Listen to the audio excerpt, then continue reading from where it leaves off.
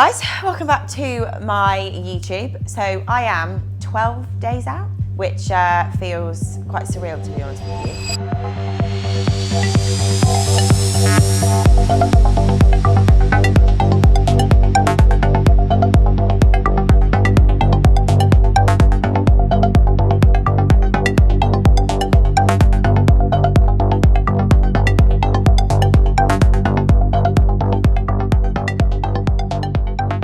Today, I thought I would do a day in the life of video and like a full day of eating because the amount of requests I've had is just fucking crazy. So yeah, I'm gonna take you through like all of my meals, like what I do normally on a training day. We're then gonna head to Ryan Terry's gym and we're gonna do, I'm gonna do quads and glutes and then posing as well. There's a lot to report. At the weekend, we ran 2 high days. My high day consisted of 175 grams of protein, 60 fat. Let me just get it up. Sorry guys, prep brain here. We ran 175 protein on the Saturday, 400 carbs on the Saturday, 60 fat.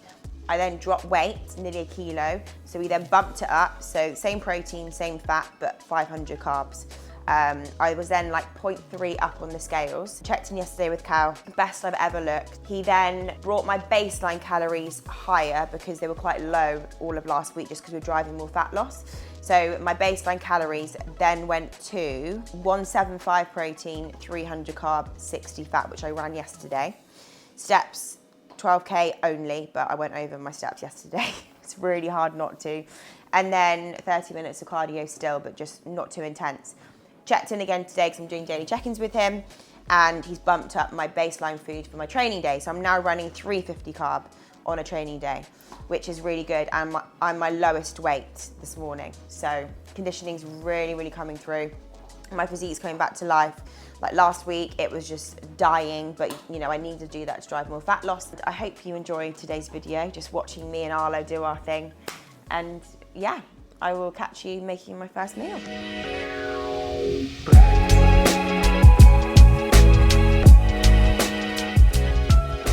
So meal number 1, 2 sourdough crumpets, an egg, and then chicken. So I was having hex sausages, right? But I was getting like bloat after meal number 1 and like a little bit of acid reflux.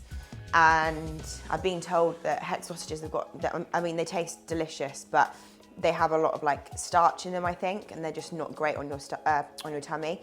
In an off season, my stomach is so good, but in a prep, you'll tend to find that your stomach does get a little bit more sensitive. It's really, really weird. So I've cut them out. I'm just having chicken because I know chicken digests really, really well. So yeah, that's my meal number 1. I have the same foods every day, but basically like sometimes I might change up my carb, my protein and my fat sources. And I like that because it allows me to have, I don't want to, like in a prep, you don't need flexibility because it's a prep at the end of the day. Like you've got to like, you know, suffer a little bit. Like you're not going to have foods that you necessarily want all the time. But for me, being able to do this in prep, because I am so knowledgeable about food and I just know my shit, like I can track. And I think for a lot of people, tracking would just be far too risky, maybe, because they wouldn't be able to control themselves and might start eating shit food. But for me, like, I really still focus on food quality and it's just worked really well for me. It's helped with my cravings. It's just given me variety, you know, but like I said, they're pretty much the same food sources every single day. You know, pre and post workout are the same. Last meal's always oats. And this is always my first meal, but because Cal's put my calories up today, that like the quantities have changed ever so slightly. So I might add in something like jam, for example, on my last meal. So yeah, it is kind of changing up a tiny bit each day, and I like that. I also have 8 grams of pink salt per day. So every single morning, I weigh it out. It's really important that you monitor your sodium through a prep because that is going to make a difference to your look, okay? And obviously when you come to peak week as well, when you start to potentially manipulate sodium and water, like if you don't know how much sodium you're having, then you know, that's not great. So yeah, also prep tip here. This is 1 cow spray and it's butter flavor. So what I do is on my crumpets, I literally like do a few sprays on it and it tastes like butter, but it's not butter, it's low cal. So yeah, yummy first meal. Do you know what, like to be honest, perfectly honest, when because there's such a big jump from, which I've mentioned a lot on my YouTube before and my social media, because there's such a jump from amateur to pro, the pro league, and what's required from the athletes in terms of like stage presentation or presence, like your bikini, your makeup, your hair, these are really finite details that they focus on. And so that's a level up. And then obviously the athletes you're going to be against are a level up. So for me, like when obviously I got my pro card in my first attempt, and the first time I ever competed as a wellness pro, I did, as a wellness athlete, I did 2 shows in total and got my pro card. So yeah, like I was on a winning streak, and then I'm now going to be massively humbled, which is so good for me as an athlete because I can then grow from that and I can get better. I went through a stage of being a little bit nervous and just apprehensive and putting a lot of pressure on myself because of social media, because of the noise around me. But now I've kind of just thought, do you know what? Whatever happens, happens. Whoever turns up, turns up. It is what it is. I'm just going to go enjoy myself.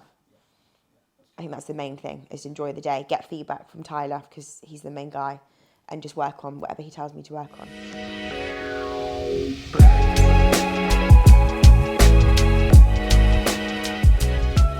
My morning routine is like clockwork. So as soon as I get to prep, I am up at like 3:30/4 o'clock every single morning. I don't know why it happens to me every single time. I just get so excited for my mornings because they just make me feel so good. So I'll wake up, and if I'm at Max's house, I'll literally drive back here straight away. And then I'll have my coffee because my coffee machine, as I mentioned before, is literally life. And I've just got myself some new coffee beans, which are so good. They're so good. Anyway, so I'll have like some coffee. I may do some client messages as well, get back to Instagram messages. I just like to zen a little bit before starting my day. Chill with Arlo. Who's biting your bag, Ben? Arlo, no. And then I'll either walk him before the gym, which I do most of the time because he's just following me everywhere and he needs to shit. So I take him out for a walk, and then I head to the gym and do my 30 minutes cardio, which has stayed 30 minutes pretty much the whole of prep. We're not doing any more because when I did increase it to 40 minutes, my body didn't like it. Too much information, it was just pushing back. So we put it down to 30. Steady state, nothing crazy. I'm doing like level 6 on the Stairmaster, which in previous preps I've done like level fucking 8 to 12. But I'm having to keep it low intensity so we don't get these too inflamed. And obviously doesn't affect my recovery and training too much.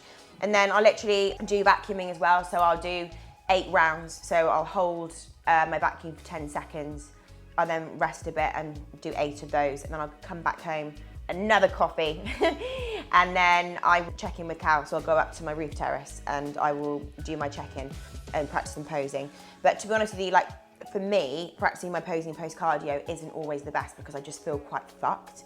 So I prefer to do posing practice when I've finished my cardio and I've had my first meal or something, just so I'm not feeling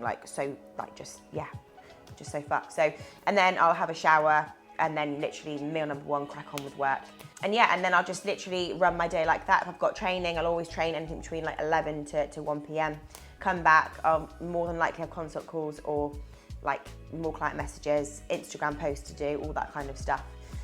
So yeah, that's kind of my every single day, through Monday through to Sunday, it doesn't change.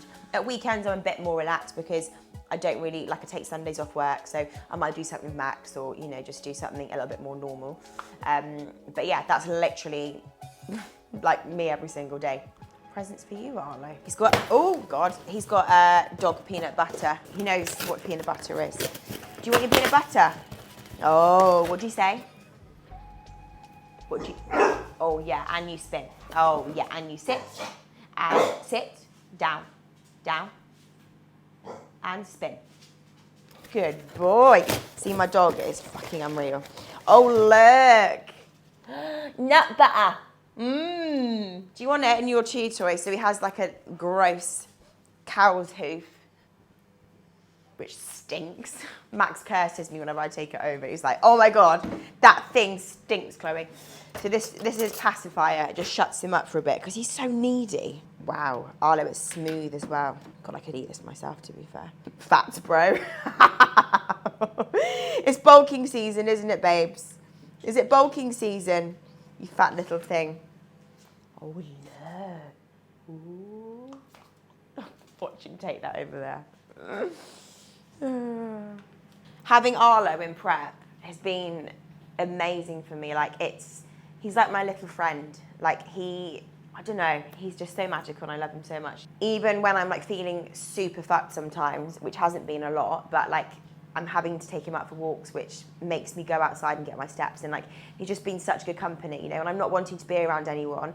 It's nothing personal, but like in prep, sometimes you're just like, being around people can just be draining, like even being in someone's presence.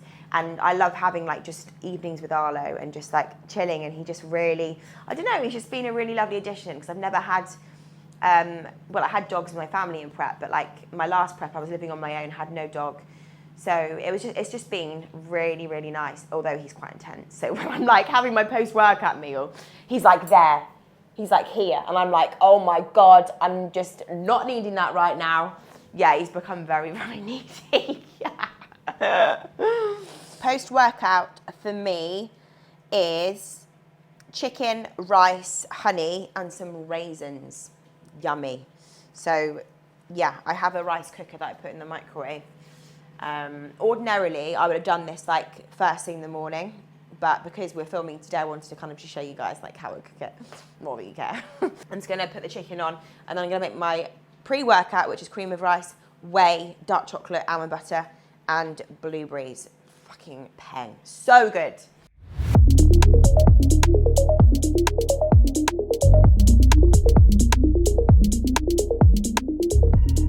Lots of people have, this is my pre-workout by the way, lots of people have this like really technical way to make cream of rice.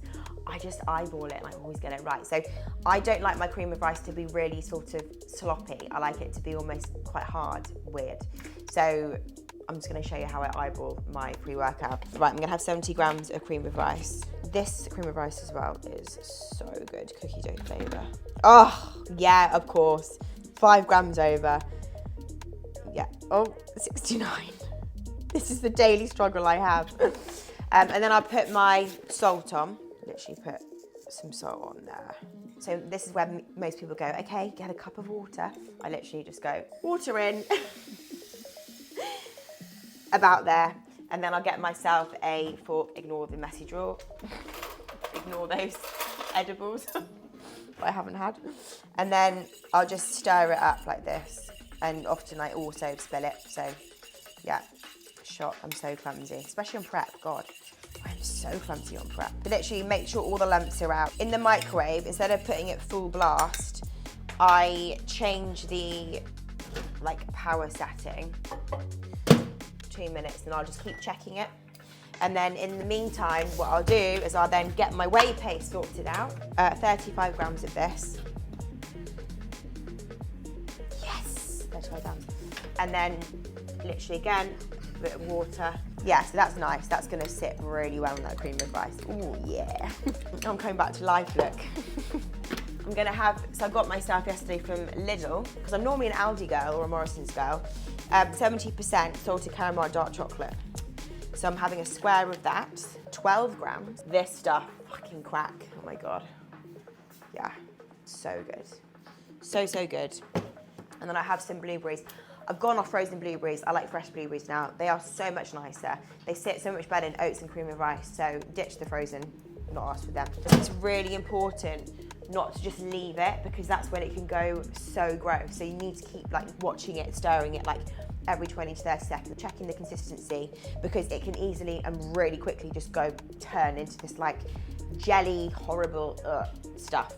I sometimes change the way I do things as well. Like change the decoration of it all. You kind of get obsessed in prep about that kind of stuff. In off season, I'm like, oh God, another meal. I hate cream of rice, I hate oats. Now I'm like fucking obsessed with them. And then literally what I'm gonna do today is I think I'm gonna put it, oh, I don't know. What would you do, Ben? Mine would go over the blueberries. Yeah, okay. Let's try it over the blueberries today. That's a very thick one today. Oh wow, that's not very aesthetic looking. It looks like a big old turd. Okay guys, that's not the most aesthetic cream of rice I've ever made, but listen, I am nearly, I'm under 2 weeks out, so my creativity isn't going very far today. Really scrape out the cup, make some really annoying noises. I hate it when people do this. Do you know when I first spoke to Max on the phone when I was in America? He was in prep, And it was literally probably our first or second conversation. And I was talking to him and then all I could hear was, and I was like this on the phone. Oh my God, that noise. And it's because he was like scraping all of his stuff out because you need to get every single bit. It's important. Wow, I've really done myself like not justice here, have I?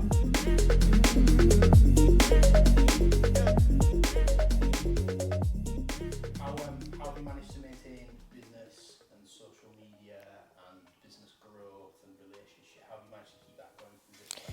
I think because I haven't been massively fucked, I have been able to function more. That's really helped. And also my clients have so much respect for me. A lot of them compete, so they understand. And I have boundaries within my business, regardless whether it's off-season or prep. You know, I'm off my phone by 7 p.m. They'll get an automatic message, like if they message me at 7 p.m, it will come up with, thank you for your message, my working hours are, So that's really important, I think, when you're prepping as a pro athlete and you are an online coach, you have to have boundaries, because at the end of the day, if you're going to bed late and you're working to God knows what hour and you're allowing your clients to rule your life, you're not going to be a good coach or a good athlete. So it's having boundaries and just, I've got my designated check-in days. I know exactly what I'm doing day to day. My routine's on lock. I think that really, really helps. It's just like clockwork, so the business can still run. Granted, I've stopped taking anyone on for the last 2 weeks now. I'm having consultation calls, but I'm not onboarding anyone because I know that I want to really focus on my girls still and not bring someone on and be, I'm not going to say I'm not going to be 100% present, but like in my peak week, for example, I'm going to say to my clients, like, look, this is what I'm going to be doing. I'm not going to be doing video analysis this week, like those kind of things, you know. And obviously I won't be talking to them on the Friday, you know, when I go and register and stuff. Like I want to have those 3 days, Friday to Sunday, completely off messages, unless someone's competing, of course, which I do have. So yeah, I think it's just boundaries and routine and just feeling a lot more human like this year, and being a better coach. Like I'm way more advanced, so I can set those boundaries too.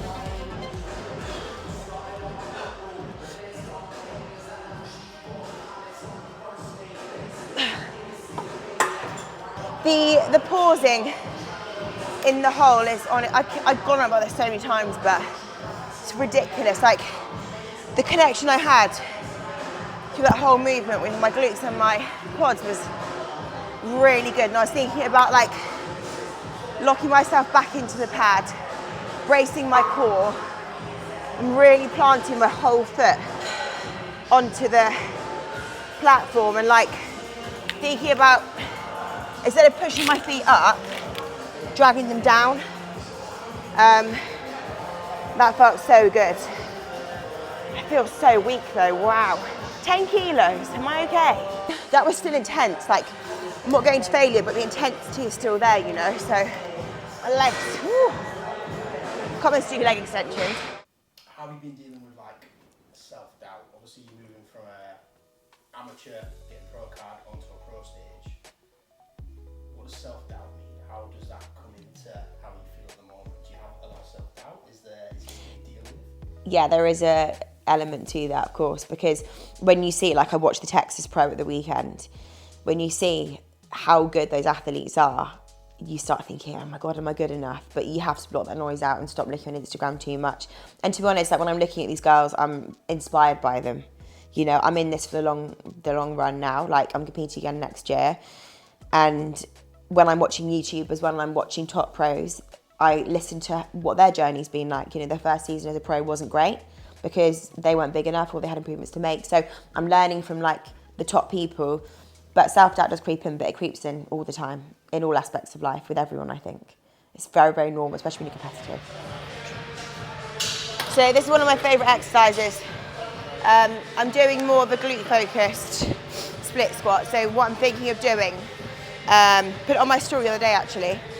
So with a quad-focused one, you're just going to basically go up and down, and you're probably going to see your toe. Well, you are going to see your toe travel. Sorry, your knee travel over your toe more.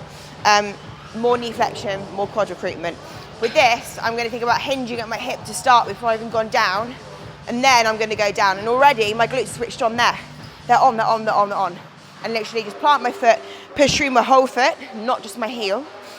And it is so glutey and no quad. Well, obviously quad's going to come into it at some point, but yeah, it's more glute focused.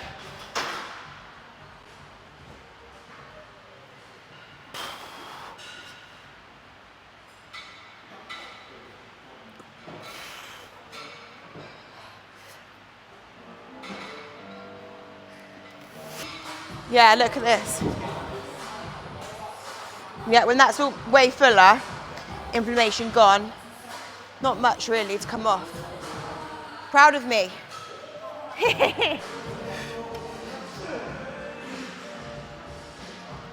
So like when I'm doing my sets, or just film my sets, I'm like imagining myself on stage. Like when I won my pro card, I'm kind of taking myself back there on the side of the stage before I got called out.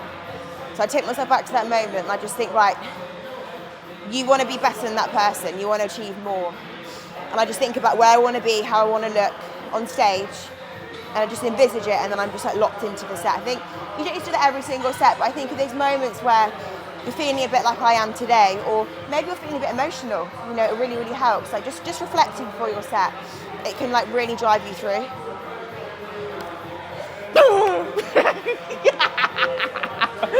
I did cry in the gym the other day, and I was doing hamstring curl.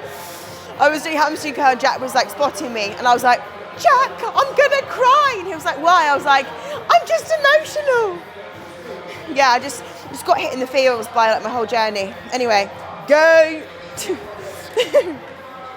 You see, I'm getting lean because like this lighting's fucking doing me dirty here. But like I've got like my eyes are quite, yeah, I look fucked today. It's good though, because I know I'm gonna be leaner tomorrow. I can feel myself like tightening up so much today. Like honestly, my glutes are like, they're like fucking, they've got no fat on, which is good. And when they fill up, because I'm still in a deficit, it's gonna be a good look. Inflammation gone. So that's the aim now, is to, well not right, it kind of is to make sure we don't get more inflamed, but next week, towards the back of it this week, it'll all be about removing inflammation caused by training, cardio, steps. So yeah. Okay, so everyone, let me put it a bit lighter because I want to show you all. So everyone's got the temptation just to literally move it. A to B, yeah, I can do this. And I'm not even really feeling my quads, to be honest. So I want you to, before you do it, I want you to really think about contracting your quads. So like, they're not contracted, now they are.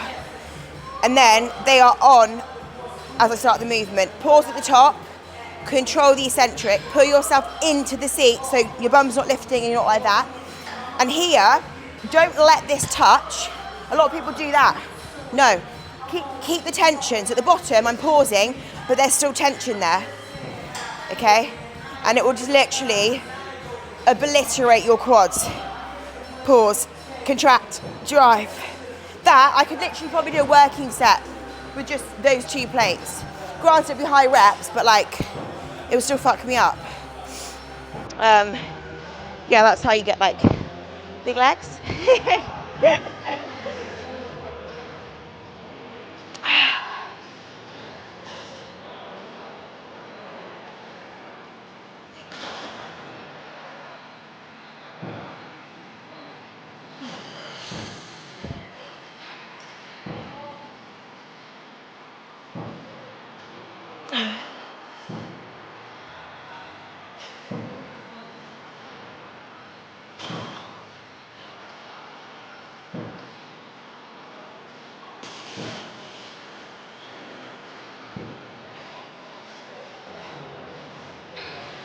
crazy, like I was feeling so fucked before this training session, and then like I start training, like the first exercise is always a bit like ooh, and then you start training and then you just feel mint again.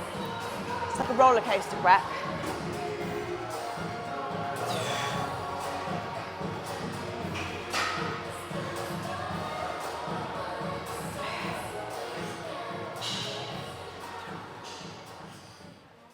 Session done. It was good actually, I enjoyed myself. So now I'm eating my post-workout, which is raisins, honey, and chicken. I didn't put veg in it because I got honey in there and I thought, honey and veg? Yeah, it does work, but quite fancied just having plain today. So I'll have veg with my meal number 4, which is just chicken on its own, because I like to save lots of carbs for my final meal being a massive oat bowl, which helps me sleep. But after I eat it, I just want to cry. So yeah, we're going to drive home now. Arlo's going to be crying for me. Shock. So yeah, catch you when we get home. In terms of maintaining relationships and friendships with, you know, Max, my friends and my family, so I found in the last like 3 or 4 weeks, I've had to set boundaries with my friends. Like I've said to a lot of them, like, look, I really can't help you right now. I want to help you, but I'm just not feeling like I can be present right now and to actually be able to be 100% myself, because all of my energy is put into my clients, because for me, my service is not slipping in this prep. And that's the feedback I've got from all my girls in check-ins. Your service has stayed the same, which is amazing. So I have to protect my energy. And that means, you know, talking to people like I used to doesn't happen, but they understand it. Like I have to protect my energy, and that's what I've spoken about on my social media as well. Like it's so important. Even though I'm not feeling massively fucked, like I do still feel fucked. Like it's relative. Like I'm getting fucking lean. Like it's not healthy, so my body's, you know, not going to feel 100%. But I've not pushed anyone away. Like I've just been very good at communicating, and my family, I mean, I don't really see them loads because I live obviously here and they live down south, but they always touch base with me and we always have lovely conversations. It's not like I don't feel pressured to talk to them all the time. You know, my sister rang me yesterday, we had a lovely conversation on the phone, but my family never pressured me to talk to them. They're so fucking good at it because I've done this for years now. They get it. In terms of my relationship with Max, like he gets it. Like he's a bodybuilder himself. He has his way of prep as well. Like when he's in prep, he deals with it a certain way, so he gets it. But we've like been able to just see each other as and when I'm feeling up to it. But it's been pretty normal, to be fair. Like nothing's really changed. Like I've made a conscious effort not to take my prep out on anyone, and when I go over there, not to be like, you know, Debbie Downer and stuff, because it's just not nice to be around. So we've maintained a really strong relationship through prep, and it's not affected it at all. You know, I might have my days where I'm a bit crabby, but and he gets it and he's like, oh god, you're moody, but he understands it, you know. But I'm very, very conscious. I don't like making people feel shit when I'm in prep, and this is why communication is so important. Right, so, oh god, Arlo. Fucking hell. Arlo! No!